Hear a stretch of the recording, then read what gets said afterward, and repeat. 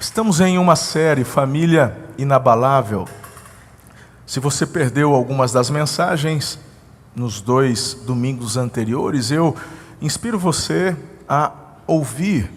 Estão em nossas mídias, ali no canal do YouTube, você pode também através do Spotify, podcast, e ouvir as mensagens. Conversamos ali sobre os propósitos de Deus para a família, conversamos sobre a forma como que a glória de Deus ela é manifestada por intermédio do que você vive em casa. E isso foi tão incrível e eu não tenho tempo para nem recapitular com vocês, porque foi tão extraordinário. Por favor, assista.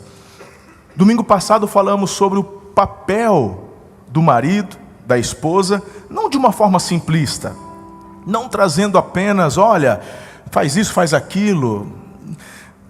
Entender o conceito sobre liderança, submissão, amor, porquê, como, e também como foi uma tese ali muito bem estruturada. Não dá para recapitular tudo aqui. Assista a mensagem. Muitas vezes ouvimos algumas coisas e fechamos os nossos corações. Talvez por coisas que falaram no passado, onde o marido é quem manda. Mas onde está na Bíblia isso? Não é o marido que manda. Os dois se tornam uma só pessoa. Temos funções distribuídas pelo próprio Deus de uma forma distinta, e por isso Ele fez você de uma forma tão única. É incrível, mas tudo isso eu compartilhei no domingo passado. Ouça a mensagem. Continuando na série Família Inabalável, hoje vamos conversar um pouquinho sobre filhos. Filhos vêm com manual de instrução. E você precisa saber disso. Quando falo de manual de instrução, eu já preciso meio que ir numa contracultura, porque brasileiro, ele gosta de ir tentando. Você pega o celular, você já tira ele da caixinha, tira os envelopes e você já vai ligando. Hoje em dia está mudando um pouquinho, porque a galera já vai para onde? Para o YouTube. Como funciona, não sei o quê. Mas a turma em geral ainda não tem o hábito de lerem manuais. É assim. Bom, quando você compra um carro novo, e hoje os carros estão cada vez mais tecnológicos, não é verdade? Então, eu mesmo gosto muito da tecnologia, eu gosto do que os carros oferecem, e quando eu entro no carro, eu quero saber tudo o que é que acontece em cada botãozinho. O melhor seria você ouvir do técnico, quando você compra, o vendedor explica e tal, mas também hoje em dia, até essa turma quando vai dar explicação, eles explicam por cima, mas eu quero saber tudo. Esses dias eu cheguei para o meu genro e falei assim, tem um botão lá que eu não sei ainda para que é que serve. Ele já vai, pesquisa, me fala, ok. Na verdade eu sabia, eu esqueci, porque a gente não usa. E quando eu não sei para que serve, eu fico incomodado. Falei, uma hora eu vou precisar usar, eu quero saber como é que funciona esse negócio aqui. E o carro, para mim, quanto mais painel de foguete ele parecer, com mais botão, para mim, melhor. Eu falei, eita, é legal. Mas a gente vai fazendo tentativas e erros. Mas, por exemplo, se você tem uma fábrica e precisa investir em um equipamento de R$500 mil, R$500 mil, é um equipamento que vai ali para a linha de montagem. Então, quando você compra um equipamento desse, por conta, inclusive, do valor, já está no valor a ida do técnico. Então, esse técnico vem, que vai auxiliar a instalação do equipamento, e já está embutido no valor, não só o tempo que o técnico precisa ficar, porque às vezes ele fica lá 2, 3, 4 dias, uma semana, e também o treinamento deste técnico para o teu funcionário, colaborador, que vai ser responsável por aquele maquinário. Porque já pensou, um investimento de R$500 mil, e por não saber manusear, primeiro, você não consegue ter todo o rendimento que a máquina se propõe a oferecer, e também você corre o risco, por não saber como, de apertar alguma coisa errada e quebrar. Então, Quando você compra essa máquina, o que você fala para a empresa? Não precisa mandar não, a gente se vira aqui. É assim que você faz? Não é. Você fala, e o técnico? Não é verdade? Está tudo combinando. Agora, você já percebeu que dependendo do valor que você agrega ao que está adquirindo, você se dedica mais em saber a razão, o motivo e como? Por que é que você então não se dedica da mesma forma com relação aos seus filhos? Porque não tem comparação. Não tem maquinário nesse mundo que se compare ao valor de uma vida, ainda mais de um filho. Por que é que você simplesmente tenta criar seu filho em tentativa e erro e acerto? É uma herança tão linda que Deus confiou a você. E se foi Deus quem deu, Ele não entregaria isso sem um manual de instruções. Eu quero ler um texto e sobre isso eu quero conversar bem sério com vocês. Veja só. Provérbios capítulo 22, verso 6. Eu até vou pedir para que vocês leiam comigo, porque isso aqui é muito interessante. Assim que aparecer aí no multimídia, vamos lá? Forte, em alta voz. Ensine a criança no caminho em que deve andar, e ainda quando for velho, não se desviará dele. Ensine a criança no caminho que ela deve andar. Quando ela envelhece, ela cresce, ela não se desvia. Bem, eu confesso que eu já entrei em crise algumas vezes por conta desse versículo lá atrás quando eu li. Por quê? Porque eu enxergava algumas coisas bem contraditórias, não no texto, mas na prática. Eu nasci na igreja. Nasci, meu pai está aqui. Me criou dentro da igreja, com os princípios da palavra de Deus. E eu ouvia muitas vezes de adultos, de pastores, cujos filhos se desviaram, cujos filhos que também nasceram numa fé cristã, mas depois desistiram e andando distante. Eu ouvi de líderes, de pastores, dizendo, bom, é que cada um é responsável por si. Você ensina, mas se ele vai permanecer ou não, é um problema dele. Mas não é isso que o texto está dizendo, e aqui é a razão da minha crise. A crise é que existe uma promessa. Se você ensina, ele cresce e não se afasta. Eu falei, ué. Mas por muito tempo, eu acabei ecoando as mesmas desculpas.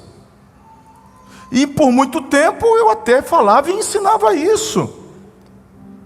Afinal, seu telhado é de vidro. Eu tenho filhos, e vai que algumas delas se desviam, se afastam, e aí isso vai repercutir contra quem? Se a gente aplica o texto, contra quem? Os pais. E eu comecei a perceber que na verdade essa era uma desculpa, movida quem sabe por orgulho, arrogância, prepotência, onde não queremos sermos reconhecidos como pais que erraram, que falharam. A culpa é tua, se você não está. Mas aí eu faço o que com esse versículo? Pego uma cola e grudo as páginas, para que quando folhear não ler novamente? Porque a Bíblia está dizendo que se eu ensinar, vai crescer, não vai afastar. Então eu tenho que chegar a uma conclusão que é lógica. Essa conclusão é lógica. Ou, vamos supor, se esse meu filho, minha filha, que cresceu comigo e recebeu de mim a instrução e o ensino da fé em Jesus, da fé na palavra, ela cresceu, ele cresceu, se afastou, se tornou ateu, ateia, foi fazer o que quis da vida, está totalmente rumo afora. Eu tenho duas coisas para poder acreditar como fundamento diante do que está acontecendo. O primeiro é que a promessa foi feita de forma equivocada. E aí eu chego à conclusão de que tem erro na Bíblia. Porque ela prometeu que se eu ensinasse, não se afastaria. Mas eu ensinei e ela se afastou. Então o erro está na promessa. Essa é a primeira opção. A segunda opção, ela está bem clara. Porque a responsabilidade está onde? Em quem está ensinando.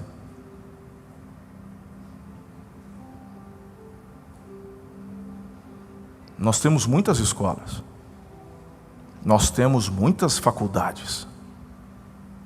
Mas nem todas elas formam bons alunos. O problema estão nos alunos? Ou no método, na forma e nos professores? Aí eu tive que chegar a uma conclusão lógica, porque para mim, eu tenho convicção, é fé. Não há erro na palavra de Deus, não há. Ela é santa, ela é perfeita. Quando você a compreende dentro dos seus históricos culturais, linguísticos, geográficos, dentro de uma exegese sadia, não tem erro, não tem erro. A palavra de Deus não precisa de correção, ela não precisa de atualização, ela é viva, ela não tem erro. Então eu cheguei à conclusão que o problema está em quem ensina. Diante disso, eu me deparei com circunstâncias. Eu sou pai de 2 filhas. E eu me deparei em momentos onde, em algumas fases, quando crianças, quando juniores, quando adolescentes, onde confesso que me vi assim num momento bem difícil. E eu também preciso confessar a vocês que por conta dessa minha formação, e a gente só dá daquilo que tem, eu me tornei um pai muito austero. E por quê? Por conta da primeira colocação que fiz. Ainda mais quando me tornei pastor. E eu me casei aos 20 anos, com 21 me tornei pai, com 23, 25 eu já era pastor de jovens na igreja em Tupã. E aquela questão, aquela pressão, onde a igreja, ela olha para o pastor e espera que o pastor seja perfeito. Agora você multiplica isso sobre os filhos do pastor. Isso reverberava, e eu então até num tom de zelo pela igreja, eu então, de forma austera, procurava fazer com que minhas filhas, principalmente a mais velha, porque era a primeira, e você erra mais com o primeiro, não tem como. Forçava demais, tentando forçar uma perfeição que não existe. Eu me recordo quando isso começou a transformar aqui dentro. E Deus usou muito a vida do pastor Eliezer, que quando chegamos em Araçatuba em 2008, depois de um ano nos conhecendo a igreja nos conhecendo, pelo menos é o sentimento que eu tenho, que o Eliezer nos adotou. E que o Eliezer adotou minhas filhas. A Karen, quando eu cheguei, tinha 8, 9 anos, a Letícia tinha uns 4 para 5, e eu percebo que o Eliezer meio que adotou as minhas filhas. Essa é uma das questões que eu tinha na época, porque eu saía de uma cidade, mudava para outra, e trabalhava numa outra igreja, e é óbvio, né? Elas sentiam falta dos avós. E foi tão gostoso. O Eliezer, um líder aqui na casa, e uma vez era aniversário da Karen. E ele, como líder, em nome da igreja, comprou um presente para a Karen. E chamou a Karen num domingo de manhã, lá no Campo Centro.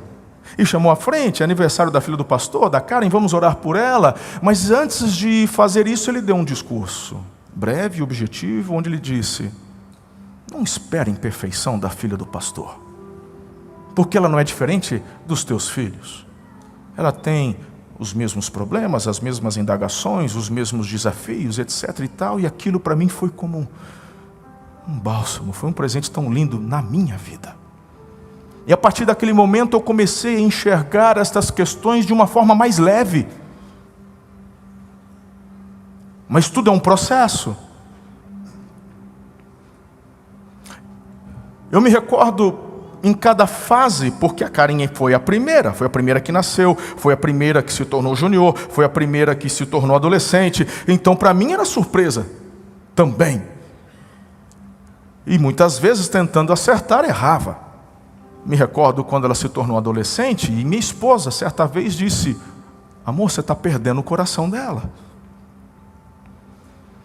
Graças a Deus também pelos nossos discipuladores, são os nossos pastores mentores desde 2011, pastor Domingos, a quem amo, honro, que tanto tem nos auxiliado. E naquela época, ela conversou com a pastora Rosângela, e a pastora Rosângela conversando com o Domingos, em uma videochamada, entramos no assunto sobre filhos. E ele, como pastor, tinha uma filha, já mais velha que a Karen, obviamente, já havia passado por esse processo e começou a fazer algumas perguntas. Você já fez isso? Falou, não, e isso? Não. Falei, isso é importante fazer, meu pastor, ele falando para mim.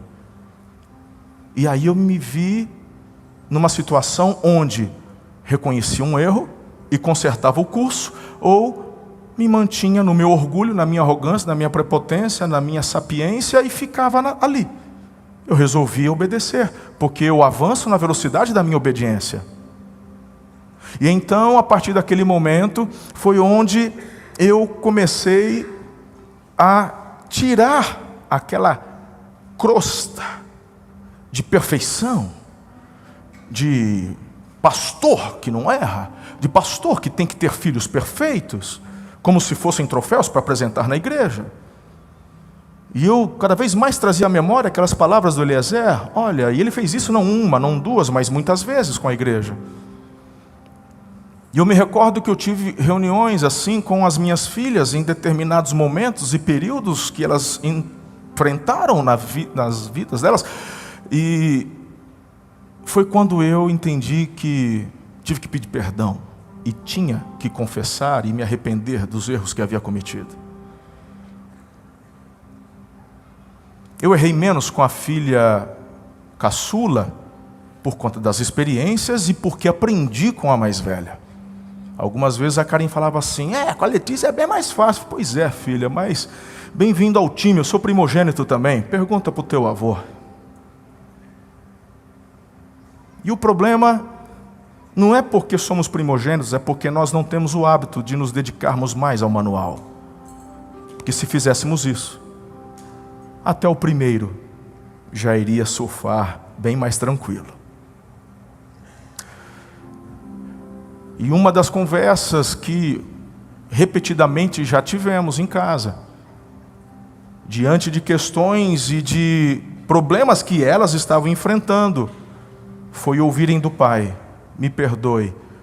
E eu percebi que quando eu disse isso, uma interrogação surgiu, porque elas estavam acostumadas diante dos erros delas, esperarem o quê? Represália, bronca, disciplina, e um pai bravo, um pai que altera a voz, onde já se viu, esse era o que elas aguardavam. Mas depois de um determinado momento, onde eu amadureci, entendi e me dispus a mudar, elas ouviram então um pedido de desculpas, e foi incrível porque eu enxerguei nos olhos delas uma interrogação, tipo, o que está acontecendo? Nem eu estou entendendo.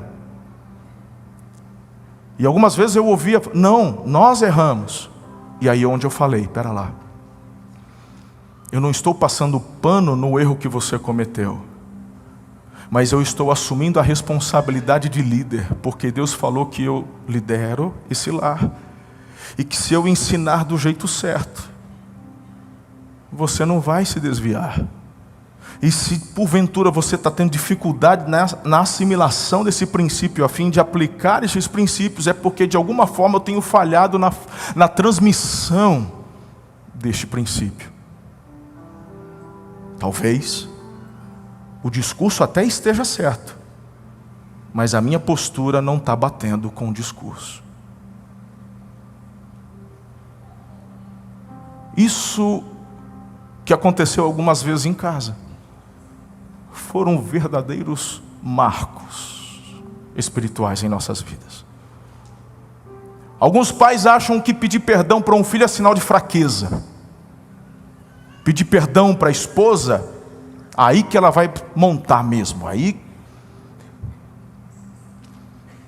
Mas quando você toma essa postura da forma correta e pelas razões certas, sabe o que vai acontecer? Eles vão entender o real propósito. Deus quer que você viva algo lindo e extraordinário. Ele já determinou como as coisas precisam fluir e acontecer, debaixo de uma direção. Por isso que, por favor, se você não assistiu, assista as mensagens anteriores. Nós estamos fazendo uma construção aqui. Não se trata apenas de uma aula onde você pega o teu caderno e anota, ponto 1, faz isso, ponto 2, faz aquilo. Você não vai fazer. Sabe por que você não conseguiu fazer dieta e atividade física até hoje? Não porque você não sabe como. Você sabe, é tirar o açúcar, é diminuir a ingestão de gordura. Você tem que fazer. Você sabe, você tem as receitas, está de graça na internet. Por que você não faz? Porque você não entende a razão, na verdade, principal. Você está viciado num erro, é óbvio. Você se acostumou com isso, é claro. Mas a partir do momento que você entende a razão do porquê faz isso e do que vai proporcionar e das consequências, isso te dá uma motivação maior de corrigir o curso.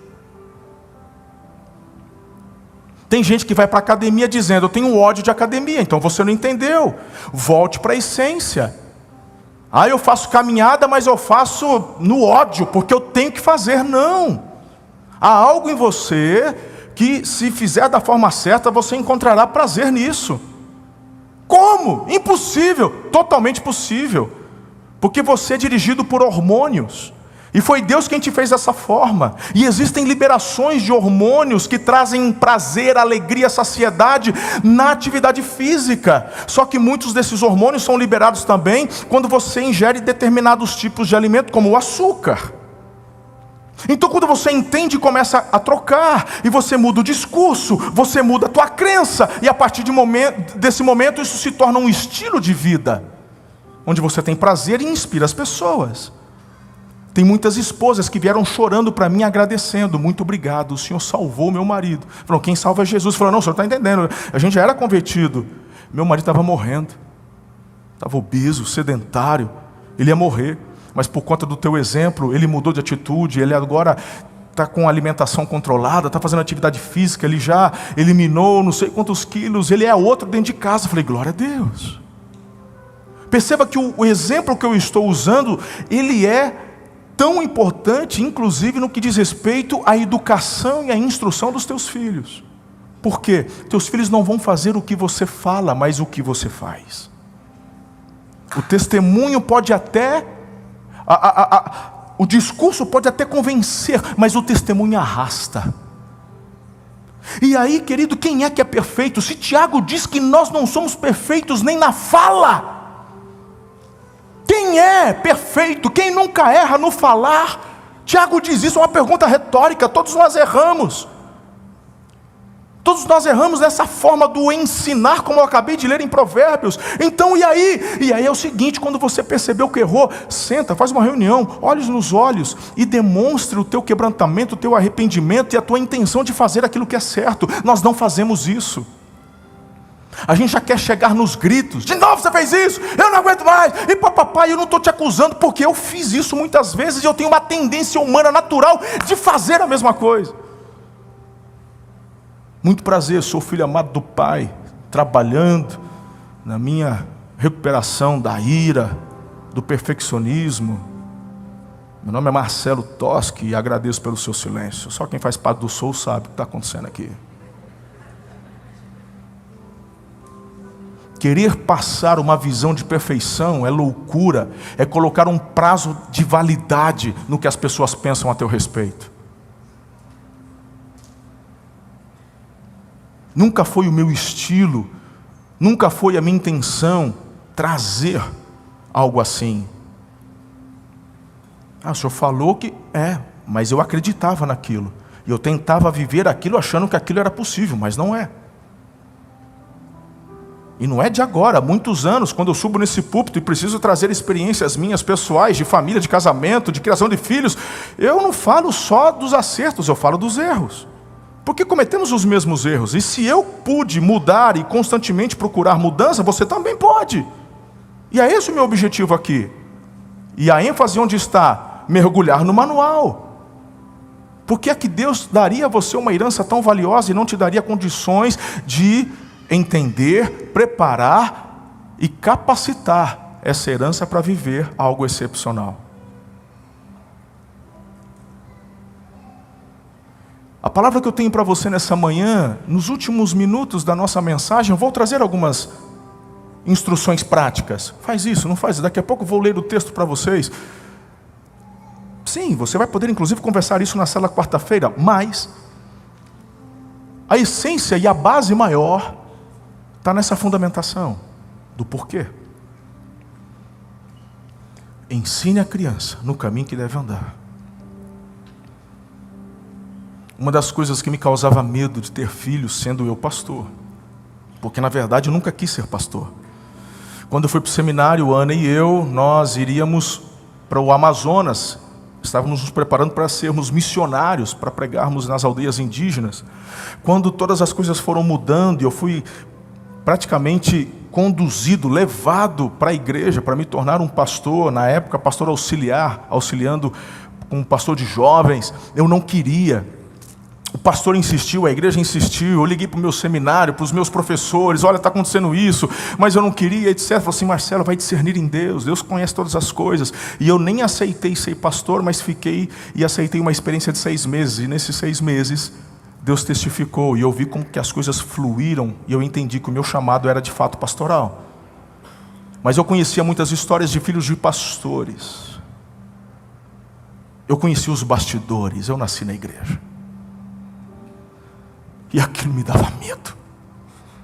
A Karen, só tinha a Karen na época, ela tinha 1, 2 aninhos. Quando chegamos em Tupã para pastorear, a igreja onde eu fui criado. Eu conheci os bastidores. Conheci os bastidores de outras igrejas. Se você tiver oportunidade, quando visitar alguma clínica de recuperação, sente com alguns e procure saber da história, e você vai ver que estão ali muitos filhos de pastores. Nos presídios não é diferente. E eu confesso a vocês, eu tinha um medo terrível de que minhas filhas também, meus filhos, os que Deus me desse, se desviassem. E eu olhava para esse texto, eu ficava em crise.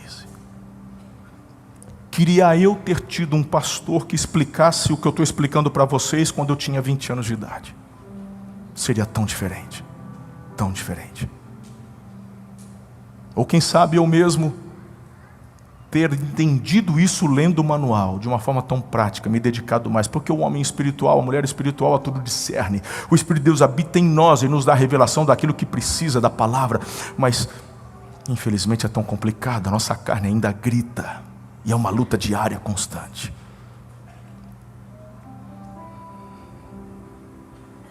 Eu comecei então a ser pastor, mas não tinha um único dia que eu não pensasse nisso. Como é que vai ser as minhas filhas quando se tornarem adolescentes? Parece que o diabo sabe quais são nossas fragilidades e os nossos medos, a fim de trazer um aumento. Uma das funções do diabo é te colocar uma lente de aumento com relação aos nossos medos. Porque o medo, não se esqueça do que eu vou te ensinar, o medo é um espírito demoníaco. A palavra de Deus para Josué, quando assume a tarefa de substituir o Moisés e levar o povo à conquista, a ênfase do discurso de Deus com Josué era ser forte e corajoso. Ser forte e corajoso. Porque tem desafio? Tem. Vai ser difícil? Vai. Mas e aí? Ser forte e corajoso. Forte e corajoso. E o diabo, o que ele faz? Cuidado, vai dar errado. É problema, você não consegue. Não, olha, vai dar errado. E ele aumenta a tua visão do que o medo gera. Eu me recordo de um dos dias mais difíceis da minha vida aqui em Araçatuba, em 2008, numa ocasião onde, numa assembleia, eu achei que eu ia embora. Eu de verdade, naquele dia eu desisti. Eu tomei a decisão, falei, não, vou embora, chega. Nós ainda éramos uma pequena igreja, mas de uma igreja muito alicerçada, sólida, de muitos anos. Mas numa assembleia com cerca de 100, 120 pessoas. Eu fazia uns 10 meses que estava em Araçatuba. E a insatisfação de alguns líderes.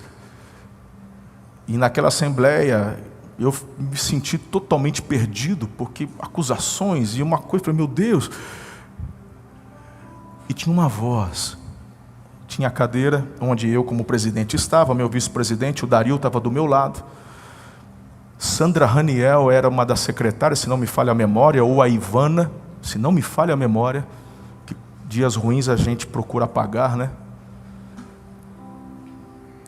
E eu não sabia o que fazer. Eu não tenho tempo para falar dos detalhes, nem quero estar relembrando, mas eu só quero que você entenda algo desse ampliar que o diabo quer fazer dos teus medos. Eu ouvi uma voz atrás de mim dizendo assim, diante do alvoroço que estava acontecendo, eu olhei para minha esposa, a Ana, que estava em lágrimas. E eu estava tão perdido que eu não tinha nem lembrado que elas estavam ali. A Letícia era uma criança de 3, 4 anos, estava dormindo, mas a Karen estava sentada do lado da Ana, a Ana chorando e a Karen em prantos. E quando eu vi a Karen chorando, aquela voz disse assim, tua filha vai ter tanto trauma de igreja, que assim que ela tiver oportunidade e for mais velha, ela vai sair para nunca mais voltar.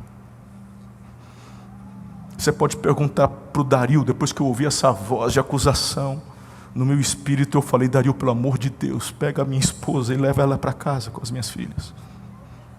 E o Dario fez isso. E parece que aquela voz não saía. No dia seguinte, um milagre aconteceu.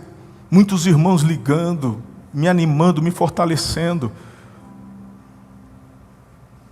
Mas eu então peguei minha filha da escola e fui levá-la para almoçar junto com a Ana.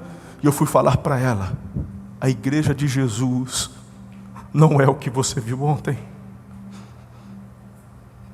Eu não sei se ela vai se lembrar dessa conversa. Eu não falei mal dos irmãos que atacaram, eu não falei mal dos que me acusaram. Eu disse, a igreja de Jesus é linda. Eu falei, você mora numa casa que Jesus usa a igreja para poder você morar. Você estuda num colégio que Jesus usa a igreja para você poder estudar. Alguns irmãos se exasperaram ontem, mas eles acreditam naquilo, mesmo que estejam equivocados, eles querem fazer o melhor. Aquilo não é a igreja. E eu procurei levá-la a enxergar o que é a igreja de Jesus. Eu nunca falei para elas que deveriam ser pastoras, nunca. Eu nunca disse vocês têm que continuar o legado do papai, e nunca disse isso. Pelo contrário, enquanto estudando, Karen sempre foi muito inteligente, capaz, Letícia igual, e eu falava, e aí, o que vocês querem ser? Quais áreas vocês? Então me recordo quando elas juniores, adolescentes, e a gente falava sobre futuro, e etc, e tal, até que um dia um pastor amigo estava aqui, o Carlito, nós fomos almoçar, elas estavam juntas, e elas eram, sei lá, adolescentes, a Karen tinha 13 anos, se não me falha a memória, eu sou meio ruim com data, e aí o Carlito disse assim, e você, Karen, o que você quer ser? Ela disse, eu quero ser uma pastora. Eu tive que segurar a onda, porque eu tive muita vontade de chorar. Porque eu me lembrei do 8 de 2008, eu me lembrei daquela acusação. O que eu quero dizer a você, pai, é que não importa o quanto você tenha errado, o quanto você, na hora do ensinar, não fez da forma certa. Se houver um quebrantamento do teu coração para corrigir o curso e se submeter debaixo dos princípios da palavra, se você for grande e ter hombridade e dependência do Espírito Santo suficientemente para se quebrantar diante de Deus e, quem sabe, reconhecer os erros que cometeu e chegar até diante de um filho e falar, me perdoe. Eu errei porque fiz assim, ou eu errei porque deveria ter feito e não fiz. Eu deveria corrigir, não corrigi. Eu deveria disciplinar, não disciplinei. Eu deveria ter tirado, não tirei. Eu deveria ter feito de uma forma diferente. Eu fiz de uma forma exasperada. Me perdoe, eu fiz tentando acertar. Eu te amo demais. Me ajude a ajustar, a acertar. O Senhor é aquele que pode fazer infinitamente mais do que pedimos ou pensamos. Não importa quais as acusações do inferno, não importa quais as profecias do inferno, todas elas caem por terra, porque nada subsiste diante do poder que há no nome de Jesus de Nazaré.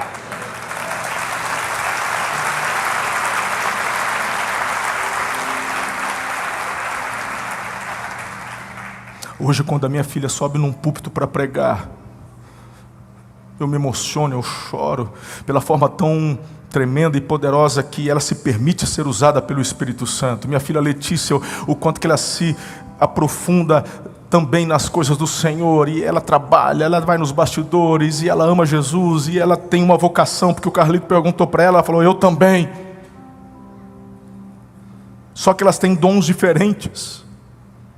Letícia, por enquanto você não vê no púlpito, e eu não forço nada, é uma coisa que ela precisa desenvolver do jeito dela, mas ela se envolve em outras áreas, inclusive é uma das professoras da escola de inglês. Está terminando a administração esse ano, mas já quer fazer uma especialização num seminário, quem sabe fora, e tudo isso para corresponder ao que Deus quer para a vida dela. Então, por que eu estou dizendo tudo isso? Porque eu também tinha medo, mas eu dissipei o medo com a verdade da palavra. Ensina o teu filho no caminho que ele deve andar. Mas não é discurso, é vida. Quando errar, você pede perdão. Eu me recordo de falar assim para Karen, eu não prometo ser um pai perfeito. Porque eu sou meio cabeçudo, e eu vou errar ainda. Mas se você me ajudar, vai ser tão mais fácil. E esse foi um desenvolvimento. Foi uma jornada. E continua sendo.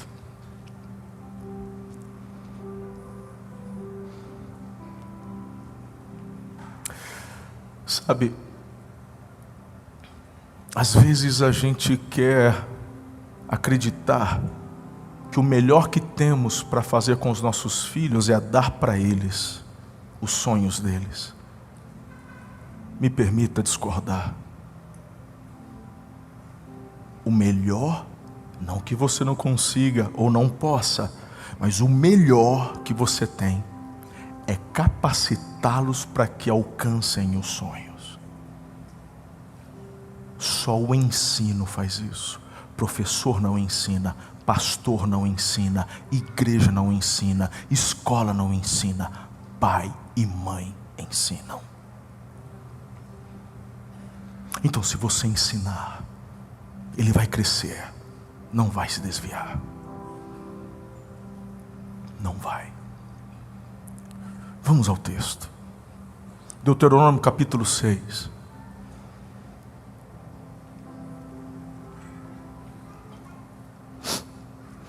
Esta é a lei, isto é, os decretos e as ordenanças que o Senhor, o seu Deus, ordenou que eu lhes ensinasse, para que vocês os cumpram na terra para o qual estão indo, para dela tomar posse.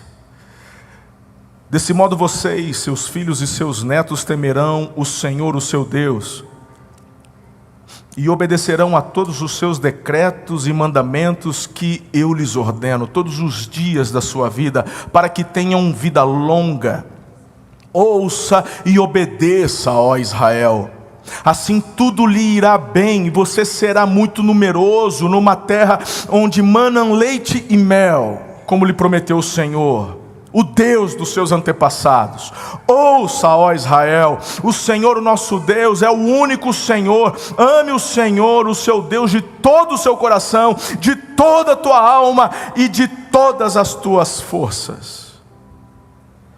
Que todas estas palavras que hoje lhe ordeno esteja em seu coração. Olha para mim, eu ainda vou terminar o texto.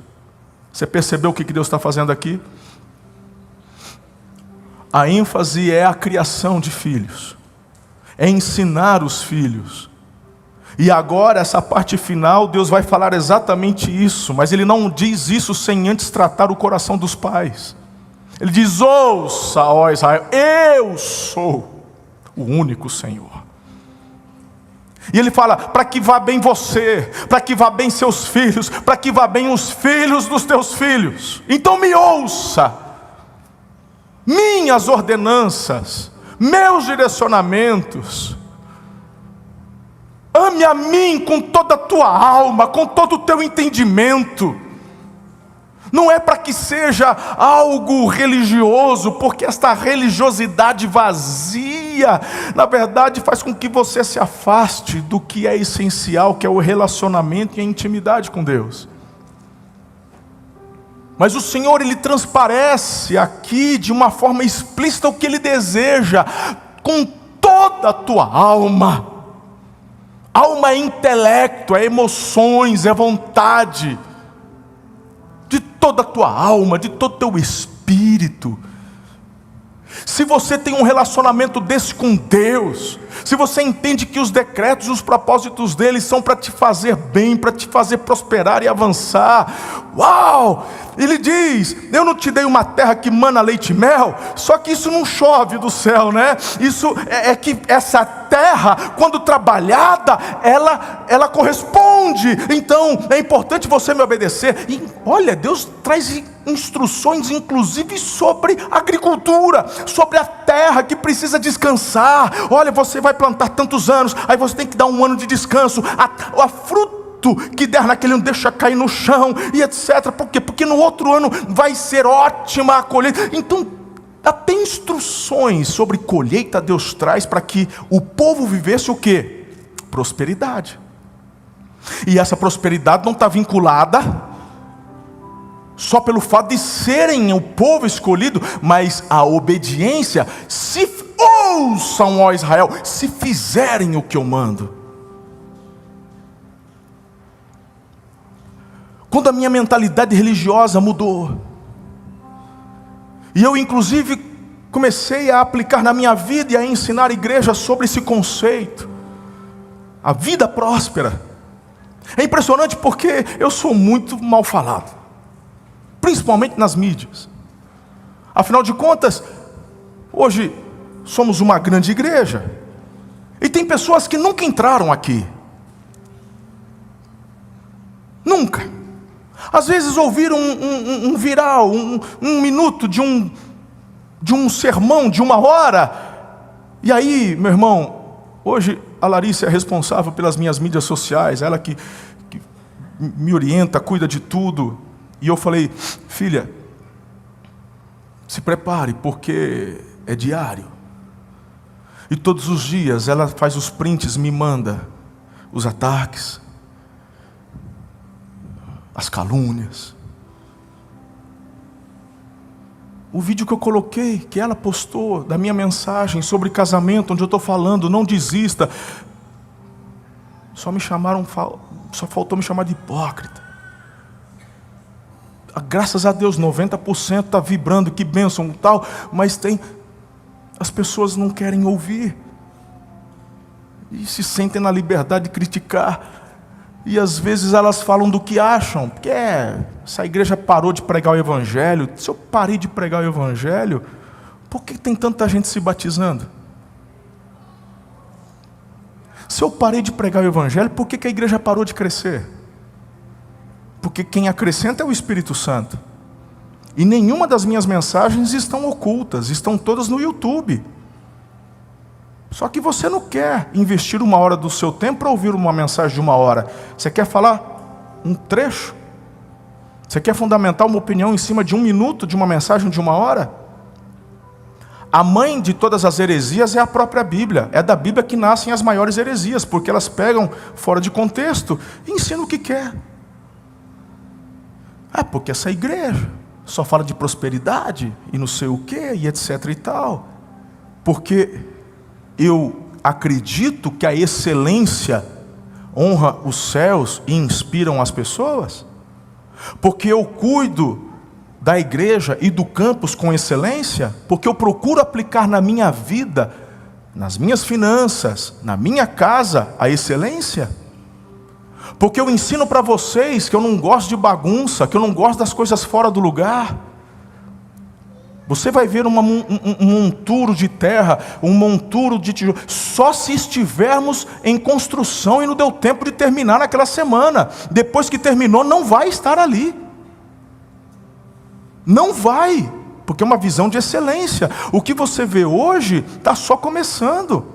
Eu já sei onde nós vamos chegar, não temos condições de estar fazendo tudo. Hoje temos parcelas pesadas do pagamento do campus. Louvado seja o nome do Senhor pela fidelidade e a generosidade do corpo de Cristo, dessa igreja. Mas eu já prometi, vamos chegar lá um dia, não vai ter mais terra. Você vai colocar o teu carro no estacionamento coberto, nosso sol aqui é causticante, vamos chegar lá. Tivemos que, inclusive, mesmo com todos os apertos financeiros, fazer o acréscimo da escola, demos inauguração à escola. Eu tenho um desafio de construir mais um prédio agora, junto, porque eu fiz o compromisso que vamos ter todo o infantil. Nós temos agora de 0 a 5, mas nós precisamos de 6 a 10, eu tenho que fazer um outro prédio. Tem o recurso? Não tem, mas o Senhor vai prover. Nós vamos fazer.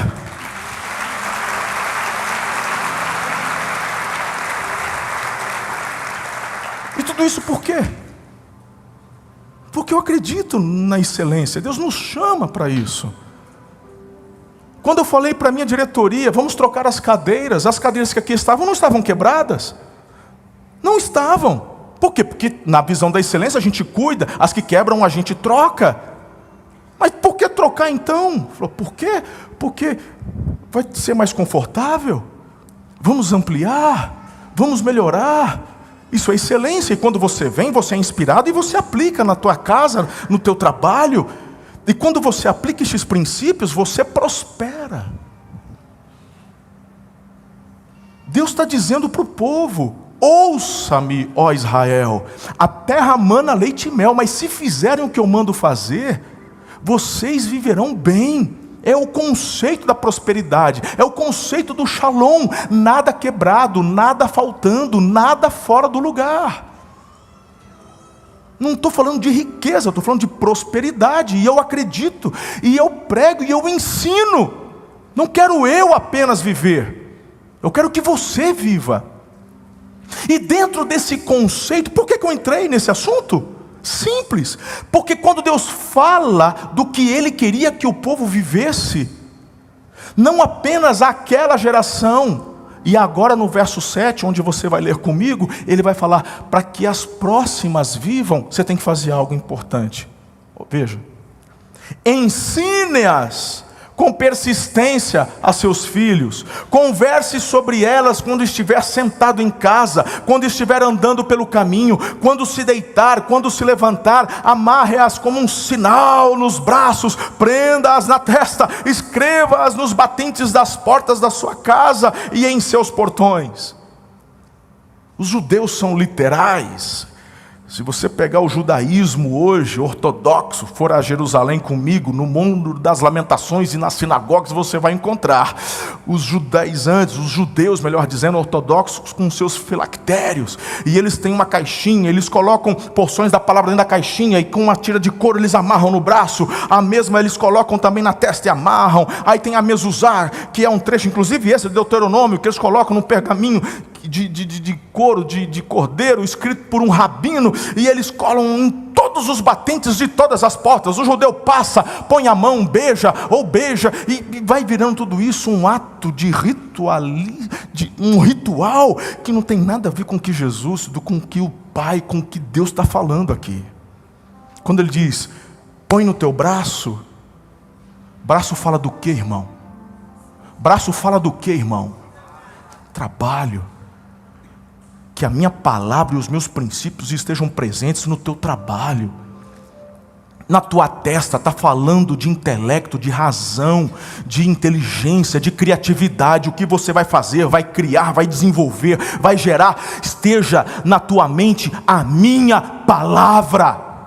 Quando põe nos batentes das portas, está falando do lugar da tua casa, da tua habitação, do lugar seguro. Você quer viver paz, você quer viver felicidade e alegria. A minha palavra, se ela estiver presente, ela vai frutificar a paz, a alegria, a prosperidade na tua casa.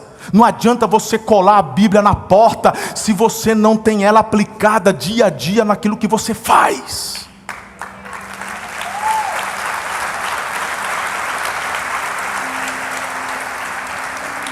E aí, que incrível, ele está dizendo, ensine os teus filhos. Como?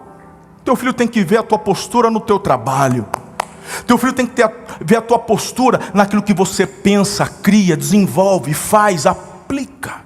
Teu filho tem que ver a tua desenvoltura e essa palavra sendo exercida quando você está dentro da tua casa. É isso que ele está dizendo. E a gente está trocando isso, irmão, por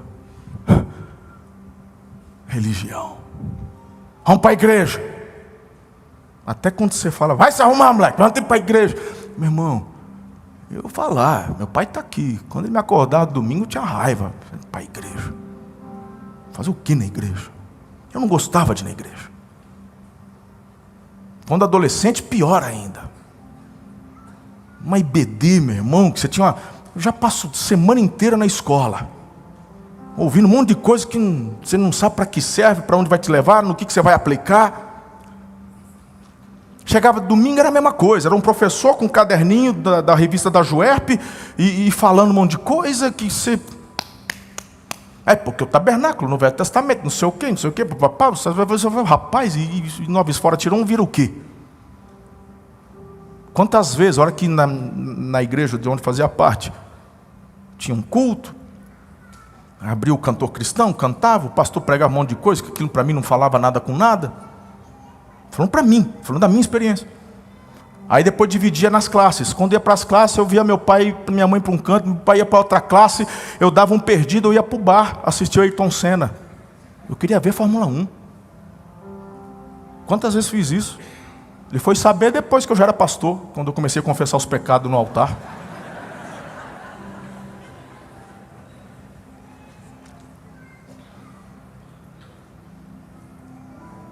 Teu filho, quando você fala, vamos para a igreja, se ele não enxergar o brilho nos teus olhos, ele vai crescer, e ele não vai querer vir.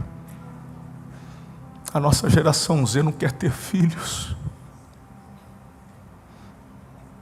A nossa geração Z não querem nem casar com compromisso. Tem um DNA do céu dentro deles que eles não conseguem ficar só. É incrível como reconhecem algumas coisas naturais, mas querem deturpar a ordem que Deus fez. Mas muitos estão se juntando, botam uma mochila nas costas e vão mochilar o mundo. Ficam nos albergues e... quando acaba o dinheiro, vai para um McDonald's fazer um freelance, junta mais um pouco, vai para outro. Mas tem dentro de você um DNA que te leva aí então, mas não quer ter filho, então vamos ser pais de pet. E é incrível. Com a internet a gente vê tantas coisas que eu nunca imaginei ver. E eu vejo pessoas fazendo galinha de pet, porco de pet, porco, dentro de casa, põe lacinho no porco. Eu olho para um porco, eu só enxergo o bacon. E eu falo, gente, e os filhos não querem ter filhos. E antes que você diga, essa geração está perdida, então você não entendeu nada do que eu falei. Quando eu vejo a geração Z, eu vou saber mais dela se compreender a X, que sou eu. E se a Z está reverberando algo, quando eu entendo a X, eu vou saber o porquê daquilo. Só tem um caminho para a gente. nos quebrantarmos aos pés da cruz de Cristo e falar: perdão, Senhor, porque eu falhei na hora de ensinar. De repente teus filhos estão na admoestação do Senhor, mas você também é tio, você também é cunhado, você também é vizinho, você também tem pessoas na escola, na faculdade, você tem pessoas ao seu redor e você gera uma influência. Do contrário, Jesus não teria dito que tu és a luz do mundo e o sal da terra.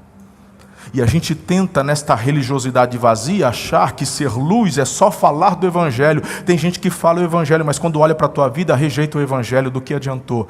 Tu és sal para ser pisoteado, não tem sabor. O melhor Evangelho pregado é aquele que as pessoas olham para você e você não precisa dizer nada, a tua vida prega. Olham para você, para o teu casamento, e elas se sentem inspiradas. Olham para os teus filhos que não são perfeitos, mas eles são inspirados, eles queriam ter uma família igual. E aí elas vão se aproximando e você pode dizer: tem Jesus aqui na equação. Hoje é um bom dia para você, pai, chegar em casa como homem de Deus, você, mãe, como mulher de Deus, reunir seu filho, sua filha e falar: Deus falou comigo. Eu quero ser um pai melhor. Às vezes você não tem nada na mente de algo que tenha acontecido, ou de repente aconteceu essa semana. Mas eu percebo que esse culto das 10 está numa direção diferente do que foi o das 8. Mas eu tenho uma direção que Deus não me deu na direção anterior, no culto anterior, mas que está me dando agora.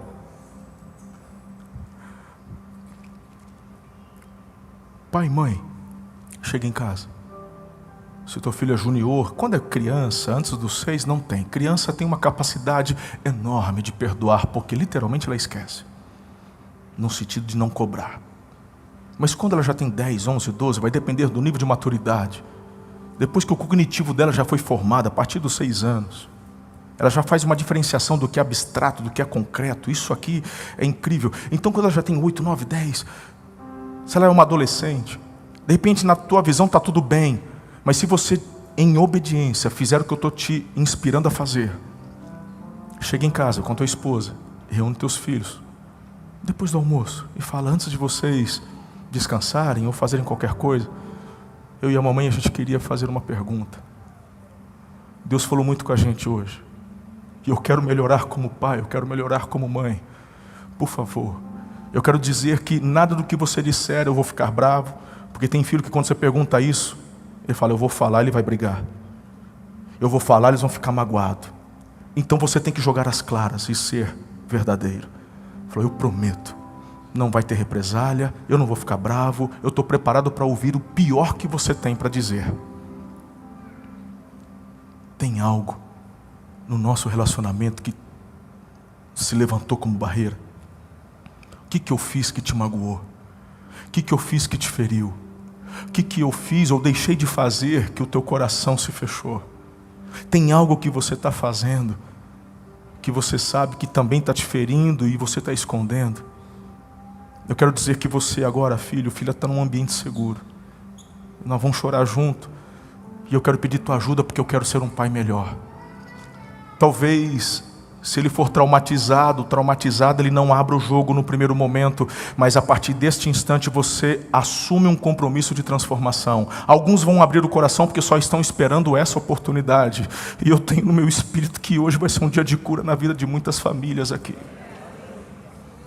Mas eu quero dizer também a outros que, se porventura teu filho meio que ignorar, meio que não entender, meio que fizer uma cara indiferente, não desista, porque a tua transformação vai gerar esse ambiente, vai chegar um momento que Deus vai preparar onde Ele vai se abrir contigo.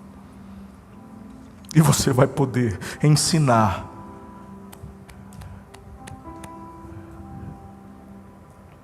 e na sua casa, de uma forma natural, vai fluir. Coloque-se em pé, eu quero orar com você.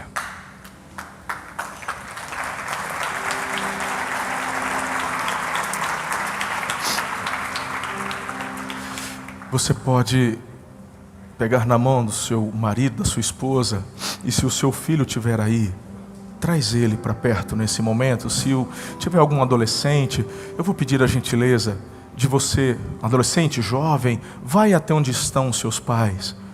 Faz isso agora, por favor. E eu vou pedir que você, pai, estenda a mão sobre a cabeça do seu filho, ou colocar a mão no coração do seu filho. E vocês vão orar por eles. E eu vou orar por vocês. O altar está aqui e você está em casa, você está em família, você tem liberdade. Caso queira fazer isso aqui no altar, caso você esteja sozinho, sua casa não está aqui e quer fazer do altar um momento seu e do Senhor, um marco espiritual, você está em família, você está em casa. É um lugar seguro, é um ambiente seguro. Meus intercessores estão aqui para te receber e orar com você também. E antes de orar, tem uma decisão que você precisa tomar. Caso esteja aqui pela primeira vez ou me acompanhando pela internet, se você ainda não entregou sua vida a Jesus, tudo que eu estou falando e explicando é a partir do firme fundamento que é Cristo. Nós não conseguimos fazer tudo isso através da nossa própria natureza humana. Você e eu precisamos da ação poderosa do Espírito Santo. Então entregue-se, receba a Jesus como único e suficiente Senhor e Salvador.